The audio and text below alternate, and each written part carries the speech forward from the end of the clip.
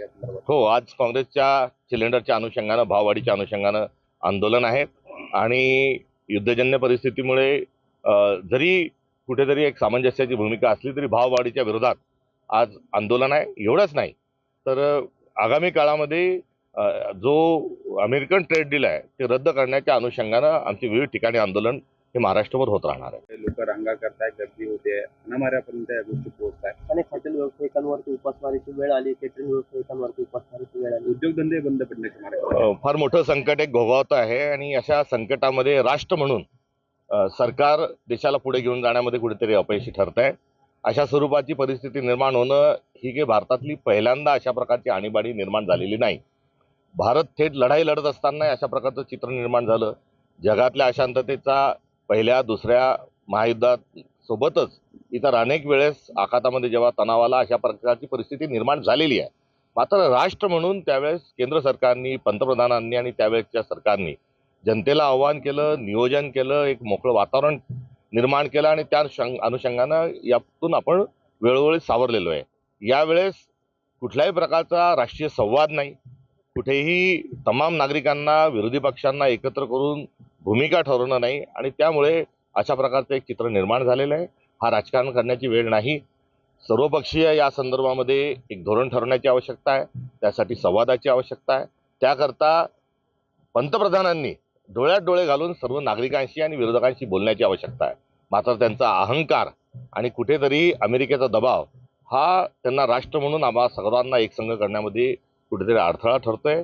माझी भारत सरकारला विनंती आहे की अशा प्रसंगामध्ये राष्ट्र म्हणून देशाने एकत्रित स्वरूपाची भूमिका ठरवण्याच्या अनुषंगानं आपल्या परंपरेचा त्यांनी विचार करता यापूर्वी झालेल्या ज्या काही आपली संस्कृती होती त्याचं जतन करत असताना एक व्यापक संवाद त्यांनी साधावा ही माझी अपेक्षा आणि विनंती आहे. तर आज खरं तर 2 दिवसाचा उत्तर महाराष्ट्राचा लोकप्रतिनिधी कार्यक्रम होणार आहे. काय काय गोष्टींवर चर्चा होणार आहे? निवडणुका झालाय, तर मोठी मरगळ पक्षामध्ये या आधी पाहायला मिळत होती. कशा पद्धतीने आपण संघटनात्मक अनुषंगानं हे 2 दिवसीय कार्यशाळा आहे. ज्या स्थानिक स्वराज्य संस्थांच्या निवडणुकीत ज्यांनी काँग्रेसचं चिन्ह घेऊन निवडणूक लढले अशा सर्वांना या कार्यशाळेच्या निमित्ताने आम्ही एकत्रित करत आहोत आणि पुढच्या वर्षभराचा जे पथ्य आहे तो कृती कार्यक्रम या ठिकाणी सुनिश्चित होणार आहे. आणि सोबतच या कार्यशाळेतील टॅलेंट हंट करत असताना यांना सरळ हे संघटनेमध्ये पदाधिकारी या नात्यानं सामावून घेण्याच्या अनुषंगानं महाराष्ट्रभर या कार्यशाळा होत आहे. आज नाशिक या ठिकाणी 2 दिवसीय कार्यशाळा त्यातलाच एक भाग आहे. खालच्या शब्दांमध्ये आपल्यावर त्या ठिकाणी टीका केली आहे. कसं बघताय याकडे? ज्ञानाची मक्तेदारी ही आमच्याजवळच आहे. अशा प्रकारचा एक हेखा गेल्या 3.5 वर्षापासून बघायला मिळतोय आणि त्यामध्ये अनेकांचे बळी गेले आहेत.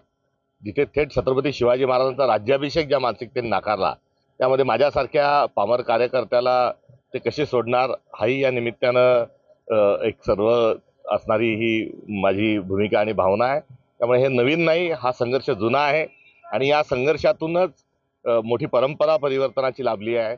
वारकरी संप्रदाय त्यातूनच निर्माण झाला आहे. शिवशाहू फुले आंबेडकर देखील याच एका संघर्षातून निर्माण झाले आहेत आणि मी देखील त्यातलाच एक कार्यकर्ता आहे. मी या टीकेला फक्त एवढंच म्हणेल आणि त्र्यंबकेश्वरच्या भूमीतून देवेंद्र फडणवीसांकरता मी प्रार्थना करतो की सुबुद्धी दे दयागणा, दुर्बुद्धी दूर कर. आणि हे सांगत असताना अटल बिहारी वाजपेयीजींचं एक वाक्य आहे, वक्तव्य आहे, ते देखील तमाम विरोधकांनाच नव्हे तर सर्वांसाठी या ठिकाणी त्याचा उल्लेख करू इच्छितो. अटलजींचं वक्तव्य होतं की छोटे दिल कोई बडा नहीं होता और टूटे दिल कोई खडा नहीं होता. तो मुख्यमंत्र्यांनी अटलजींचा हा संदेश जो आहे याचं चिंतन करावं ही देखील विनंती या निमित्तानं माझ्यावरच्या आरोपाच्या अनुषंगानं आहे. अफवा होती, त्या ठिकाणी मोठी खळबळ उडाली होती. कसं बघताय सगळं? कायदा व सुव्यवस्थेच्या अनुषंगानं महाराष्ट्राची परिस्थिती नाजूक आहे.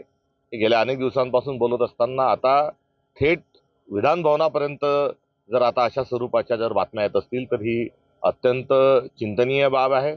आणि अफवा ज्या आहेत या पसरवणाऱ्या सरकार हा अफवा किती वाईट आहेत आणि किती विचित्र असतात ह्या आता त्यांनी समजून घ्याव्यात आणि येणाऱ्या काळामध्ये त्यांनी अफवा न पसरवता कुठेतरी कायद्याचं राज्य आणावं आणि पोलीस विभागाने सदरक्षणार्थ आणि खलनिग्रहणार्थ काम करावं ही अपेक्षा व्यक्त करतो. सध्या पोलीस हे खलत्वाचं संरक्षण करत आहेत तर सज्जनांना त्रास देत आहेत. त्याचाच फटका कुठेतरी हा विधान भवनेत या अफवेच्या अनुषंगाने बसला. दांडी मार्च काढला होता, आज लोकांना गॅस मिळत नाहीये. 96 वर्षाचा काळ लोटलाय, परिस्थिती सारखीच आहे. इंग्रजांच्या जुलमी सरकारच्या विरोधात आणि आपले जे अधिकार आहेत त्या विरोधामध्ये लढाई करण्याकरता एक सत्याग्रह दांडीचा हा महात्मा गांधींनी पुकारला होता. आज नेमकेपणानं तशाच प्रकारचा एक सत्याग्रह करण्याची शेतकऱ्यांना आवश्यकता आहे. कारण आपण राबून घाम गाळून कष्टाने जी शेती पिकवतो त्याचा मोल आणि दाम आपल्याला न मिळता अमेरिकेशी केलेला जो करार आहे, जे ट्रेड डील आहे, ते रद्द करण्याच्या अनुषंगानं आज शेतकऱ्यांनी पुन्हा एकदा दांडी यात्रेची प्रेरणा घेऊन एक संघर्ष पुकारण्याची आवश्यकता आहे. तर दुसरीकडे सरकार जे एप्स्टीन फाईलच्या अनुषंगानं कुठेतरी आपली पॉवर जी आपली जी इंधन जी आहे त्यावर विदेशातल्या लोकांचं नियंत्रण हे मिळवण्याच्या प्रक्रियेत आहे. जसं मिठावर इंग्रजांनी नियंत्रण मिळवलं होतं तसंच आता संपूर्ण इंधनाचं जी सायकल आहे त्यावर आता अमेरिका जे पकड बनवू इच्छितोय, कंट्रोल आणू इच्छितोय, त्या अनुषंगानं आजच्या मिठाच्या दांडी यात्रेच्या सत्याग्रहाच्या अनुषंगानं हा अमेरिकन ट्रेड डील आणि अमेरिकेचा दबाव झडकारून टाकण्याकरता काँग्रेस संघर्षाची भूमिका आज नाशिकच्या भूमीतून स्वीकारेल असं म्हटल्यास संयुक्तिक ठरेल. आपण देखील